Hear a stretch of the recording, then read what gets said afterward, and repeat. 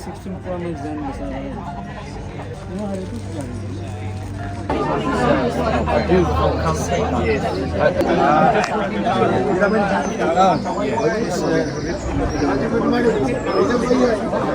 Buckingham Palace, I think. Nice. Good morning, everybody, and thank you for attending this gathering to celebrate the life of Alan Robert Gosling.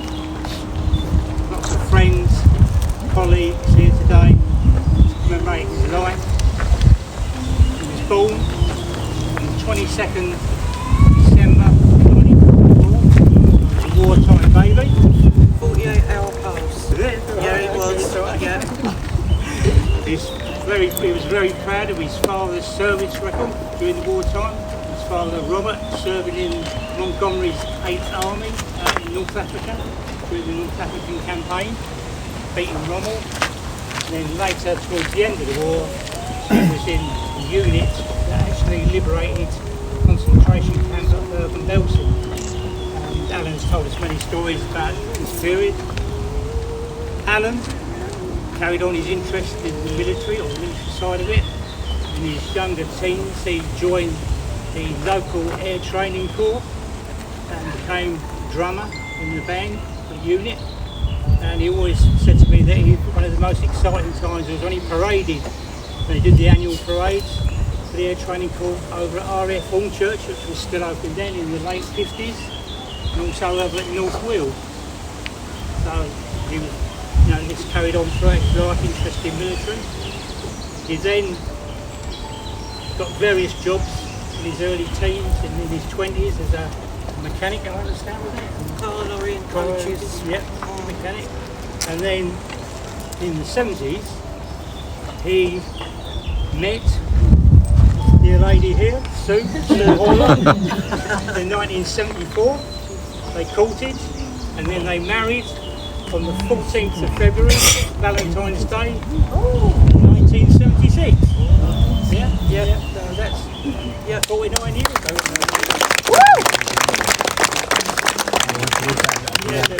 But they're still done us out of our golden wedding. They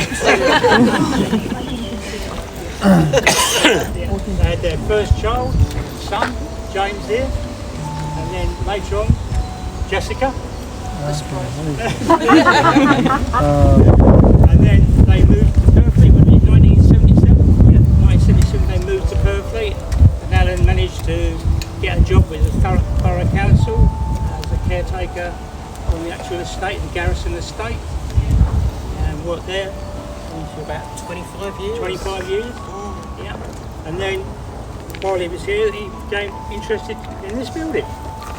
So he decided to go and research it and what it was, find out what it was, and then found out that this was the last remaining raw gunpowder magazine of its kind in Purfleet. There was 4 more that had been demolished, and the housing estate had been built on it.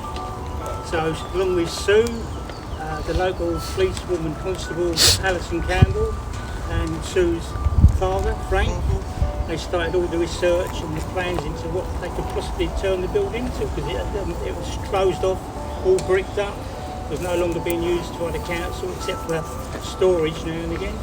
So Alan put a plan forward to the council that they could possibly turn it into a community centre or a heritage centre. And the proposal was sent to the Thurrock Council, and amazingly they approved. They did. They did. Yeah. So I didn't know of Alan until the autumn of 1992. I was a member of the RAF Hornchurch Association over in Holland Park, and Alan was there meeting various people and groups to see if they would be interested in becoming volunteers to help him open this centre. Today we have a new committee that's working hard to keep his legacy alive. We've got Trevor here, who's the main man at the moment, and a few others. There's Paul Hounsall, Mike Wainwright, Dave Belcher, Little Ollie over Little there. Ollie, Trusty Ollie, yeah.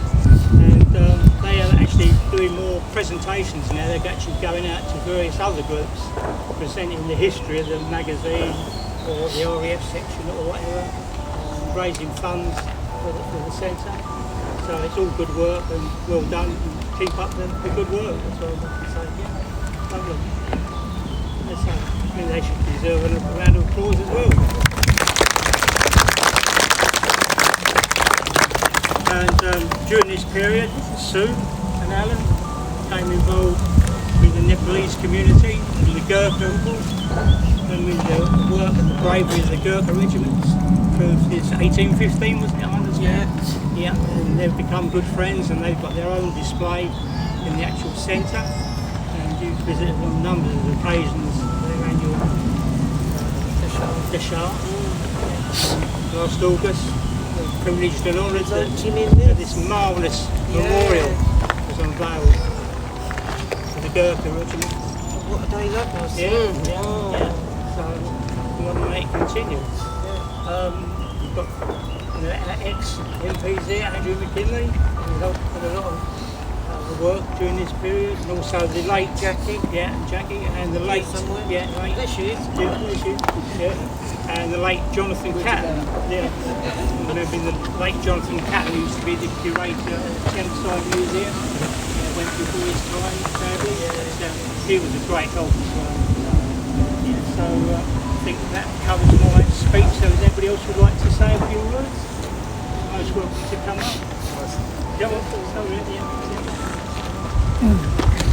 I'm not used to this now. But Sue, Jessica, James,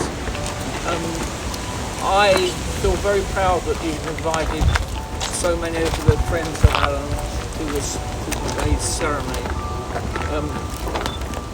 I'm sure he's up there working the good weather for us tonight. I think he must be. It was a lovely occasion to celebrate his life and to say a big thank you to him and your family and those he inspired, who we know are going to carry on the creativity and the memorial side of this great project. And why I say project is because I remember Alan always saying to me, it's not a museum, it's a heritage centre. Yes. So Yes. And I'd be telling friends, you must come down to Purfleet War Museum. No, Heritage Centre. Anyway, it's a good, jolly good place to go. And so we've been very proud as people of Thurrock to have this wonderful historic site, and in the hands and stewardship of a wonderful man. Alan was a great friend, and his work will endure. And I just wanted to say, how proud I am to have known him. He was, not a word I use often, but he was a great patriot. Yeah, great patriot. And he introduced so many of us to our dear friends from the gallant Gurkha regiment and Nepalese community. We've learned a great deal of that part of our history, which through the association of the Gurkhas, which Alan encouraged and created, it meant we learned a great deal about their history and their contribution to this heritage centre has been invaluable. And I was just listening to you, Chairman, and thinking of when you mentioned the Gurkhas. I remember, is it Joanna Lumley waving her finger at the minister, who was nodding pathetically in agreement, and my involvement was on the margins, but it was largely due to my association with the Purfleet Heritage Centre and knowing Alan, and through him the gallant Gurkhas of Thurrock. So thank you very much, Susan, for inviting all of us here, and we will remember Alan for a long, long time, in perpetuity. In perpetuity. God bless. Thank you.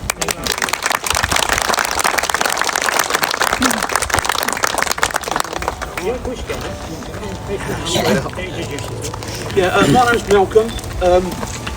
I first met the infectious Alan's enthusiasm about 15 years ago, roughly. but he was always talking about what's going on and bits and pieces and getting people to come down and encourage us. And we was organising a bike show, and about 4 weeks before we was due to do it, the place we was going to decided they didn't want us there. So Alan popped up and went, come down here, there's plenty of space, you can make all the noise you want and it'll bring people in. And that's when we first got reacquainted again with Sue and all her family, and he had this way of encouraging you to do what he wanted in the most subtle and kindest way that I've ever met with people. Well, he was reserved, wasn't he? He wasn't No, he wasn't loud there. person. No, he would just sort of get talking to you, find out what you can contribute to him in the centre, and then sort of lure you in. It's probably the best way I can think of it. Yeah. Along with all his family that didn't really get a choice of what they was doing of weekends and on these particular shows he'd arranged, because they was naturally always going to be here. And the first bike show down here, and it was a great success. I don't know if the people at the MPs, ex-MPs remember, but one of Alan's things was there was a trike, and he would lure them in by the ride on this big Guinness trike. They would go off on the parade. We then done a few more bike shows over the years, but usually were quite a success. And one of the things he used to always ask to make sure we could do was to fire the bikes up and rev the hell out. So we did actually organise a game.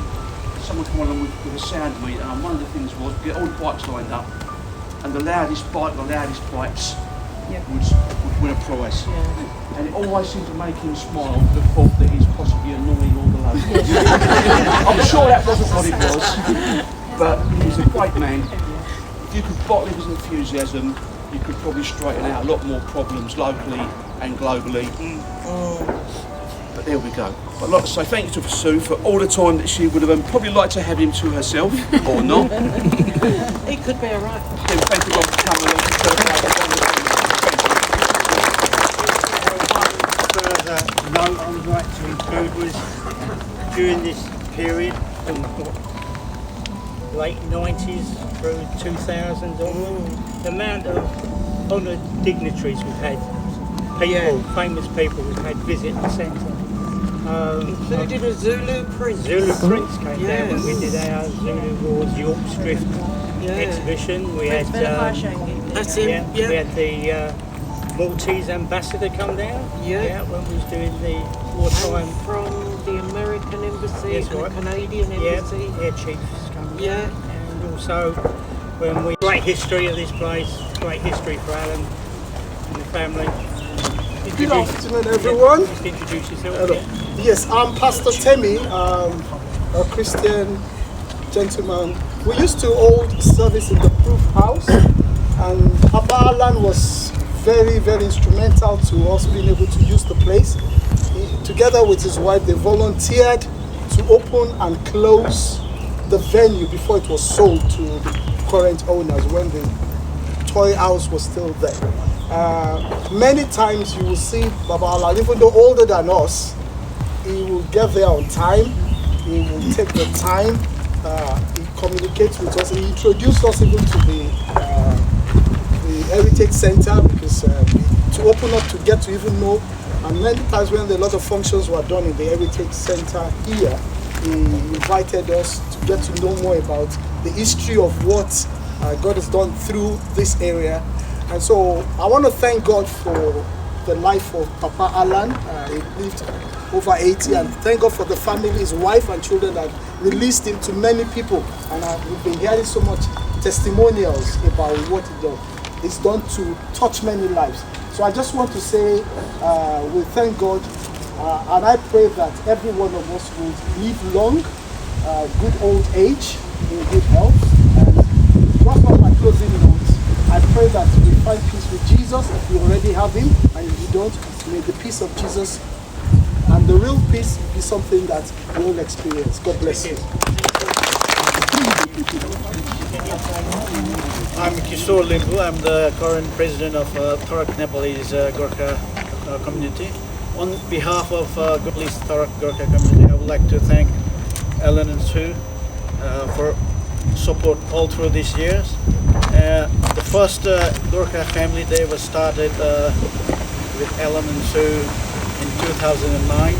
It's the best way to integrate to the community, and it has been very fruitful to our community also. It has been a very positive effect. We've been living here since 2006, the Nepalese community coming down here in Tarak. So it was a positive thing to do.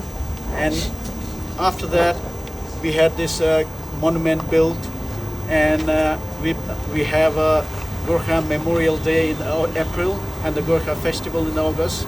It's all thanks to Alan and Sue, and we are forever indebted for his support and for the Heritage Center support also. Thank you all. Thank you very much.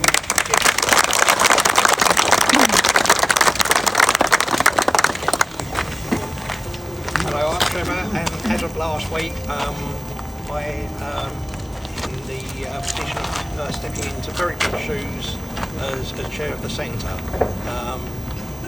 I'm just going to be at this stage, hopefully taking the centre forward and making it more open to a lot of people.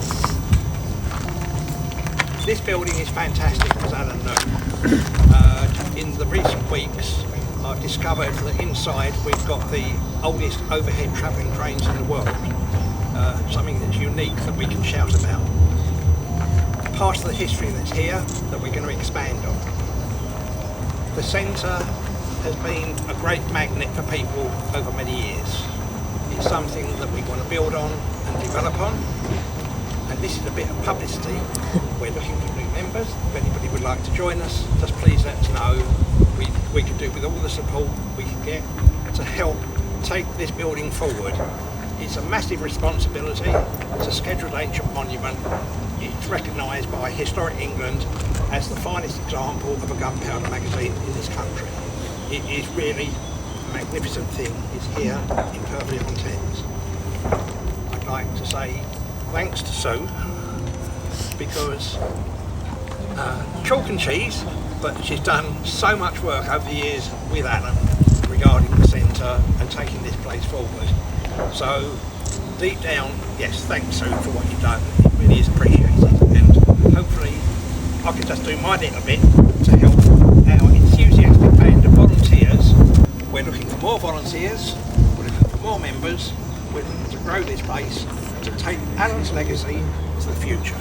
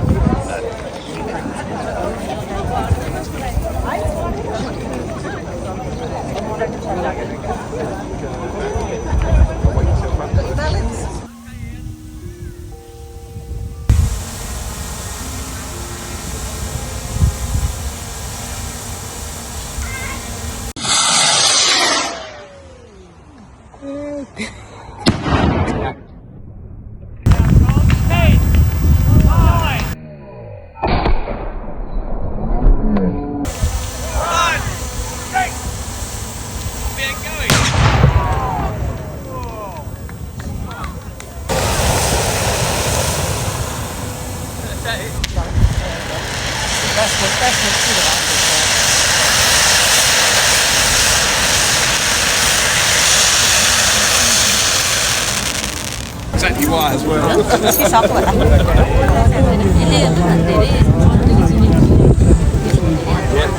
And the thing is, they want 20